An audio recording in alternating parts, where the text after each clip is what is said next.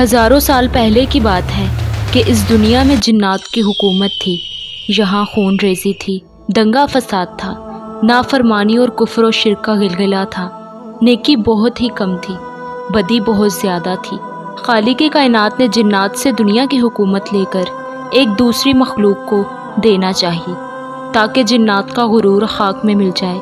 اللہ رب العزت نے فرشتوں کو اطلاع دی کہ میں زمین پر اپنا خلیفہ بنانا چاہتا ہوں، جو اختیار اور ارادے کا مالک ہوگا اور میری زمین پر جس قسم کا تصرف کرنا چاہے گا کر سکے گا اور اپنی ضروریات کے لیے اپنی مرضی کے مطابق کام لے گا۔ گویا وہ میری قدرت اور میرے تصرف و اختیار کا مظہر ہوگا۔ فرشتوں نے یہ جب سنا تو حیرت میں رہ گئے اور اللہ کے حضور بطور سوال عرض کیا کہ اے خدائے بے نیاز، کیا آپ ایسے کو پیدا کرنا چاہتے ہیں کہ جو زمین کو فساد اور خون ریزی سے بھر دے گا؟ یعنی فرشتوں نے اس نئی مخلوق کو جنات پر قیاس کیا اور وہ یہ سمجھے کہ نئی مخلوق بھی جنات ہی کی طرح بے حد سرکش اور نافرمان ہوگی۔ وہ بولے کہ ہم جماعت ملائکہ ہیں، آپ کی تسبیح و تحلیل کے لیے کافی ہیں۔ بس اللہ رب العزت نے جواب دیا کہ آدم علیہ السلام کے پیدا کرنے میں جو جو حکمتیں ہیں تم ان سے واقف نہیں۔ سورہ بقرہ میں اللہ رب العزت نے اس بارے میں آیات نازل فرمائی ہیں۔ بس اللہ رب العزت نے اپنے دست قدرت سے آدم علیہ السلام کو مٹی سے پیدا کیا اور ان کا خمیر تیار ہونے سے قبل فرشتوں کو اطلاع دی اور کہا کہ اے ملائکہ، میں زمین میں ایک خلیفہ بنانے والا ہوں۔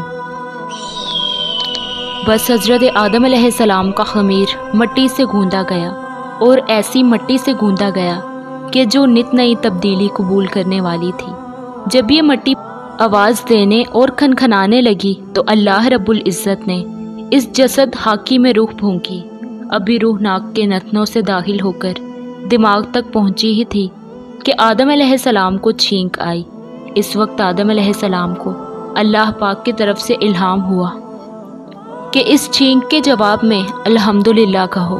آدم علیہ السلام نے چھینک لیتے ہی الحمدللہ کہا کہ جس کے جواب میں عرش معلیٰ سے یہ جواب آیا کہ اللہ تجھ پر رحم کرے۔ بس پھر رفتہ رفتہ روح آدم علیہ السلام کے تمام جسم خاکی میں سرایت کر گئی۔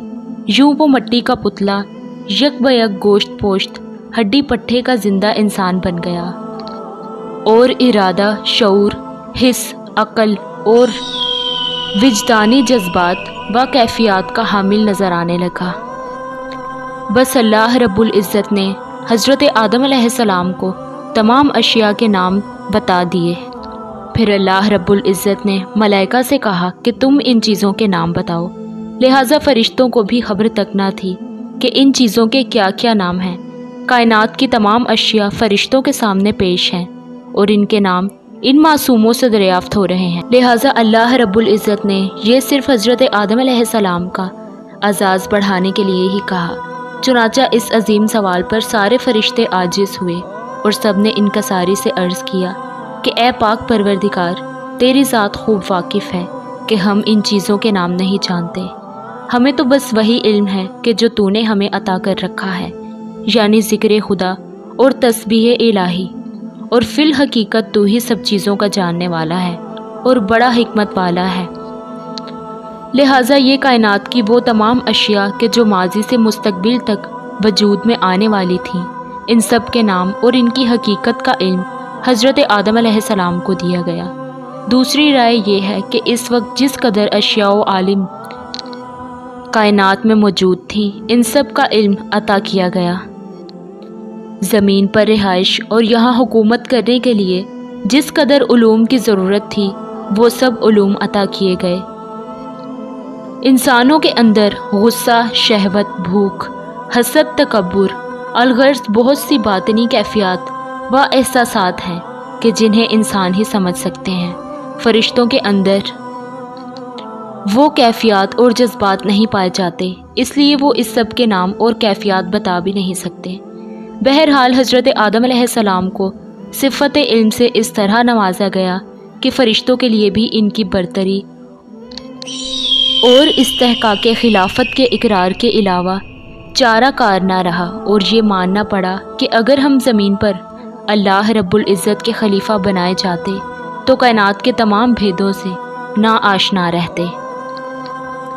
بس جب حضرت آدم علیہ السلام کی علمی برتری تمام جنات و ملائکہ پر آشکارا اور ظاہر ہو گئی، پھر اللہ رب العزت نے تمام فرشتوں کو حکم دیا کہ آدم علیہ السلام کو سجدہ کرو، تو فوراً تمام فرشتوں نے تعمیل ارشاد کی اور سجدے میں گر پڑے سوائے شیطان کے، وہ سجدے میں نہ جھکا۔ اس سے متعلق قرآن مجید میں متعدد بار آیات آتی ہیں، جیسا کہ سورہ اعراف میں پروردگار فرماتا ہے، اور ہم نے تمہیں پیدا کیا، پھر تمہاری صورت بنائی، پھر فرشتوں سے کہا کہ آدم کو سجدہ کرو، چنانچہ سب نے سجدہ کیا سوائے ابلیس کے، وہ سجدہ کرنے والوں میں شامل نہ ہوا۔ جیسا کہ سورہ ہجر میں پروردگار ارشاد فرماتے ہیں کہ ہم نے انسان کو سڑے ہوئے گارے کی کھنکھناتی ہوئی مٹی سے پیدا کیا، اور جنات کو اس سے پہلے ہم نے لو کی آگ سے پیدا کیا تھا، اور وہ وقت یاد کرو کہ جب تمہارے پروردگار نے فرشتوں سے کہا تھا کہ میں گارے کی کھنکھناتی ہوئی مٹی سے ایک بشر کو پیدا کرنے والا ہوں، لہٰذا جب میں اس کو پوری طرح بنا لوں اور اس میں اپنی روح پھونک دوں تو تم سب اس کے آگے سجدے میں گر جانا۔ چنانچہ سارے کے سارے فرشتوں نے سجدہ کیا سوائے ابلیس کے،